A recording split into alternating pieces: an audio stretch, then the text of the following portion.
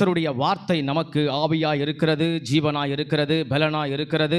அந்த வார்த்தை நம்மை தேற்றக்கூடியதாய் இருக்கிறது. அது சத்தியமாய் இருக்கிறது. அது சத்தியம் உள்ளதாய் இருக்கிறது. அது ஸ்தோத்திரம், மரித்தவனையும் அது உயிர்ப்பிக்கிற ஒரு வார்த்தையாய் இருக்கிறது.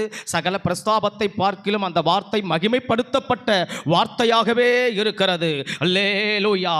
எரேமியா சொல்லும்போது சொல்லுகிறார், அந்த வார்த்தை அது கண்மலையை உடைக்கிற சம்மட்டியாய் இருக்கிறது என்று சொல்லுகிறார். அந்த வசனத்தை அனுப்பி கர்த்தர் குணமாக்குவேன் என்று சொல்லுகிறார். அல்லேலூயா. அந்த வார்த்தை வந்த உடனே நான் உட்கொண்டேன் என்று சொல்லுகிறார். அந்த வார்த்தையிலே அவ்வளவு மகிமை உண்டு, மகத்துவம் உண்டு, வல்லமை உண்டு, கிரிகை உண்டு. கர்த்தர் அந்த வார்த்தையை கொண்டு மனு புத்திரருக்கு அவருடைய மகத்துவத்தை வெளிப்படுத்தி கொண்டிருக்கிறார். அல்லேலூயா.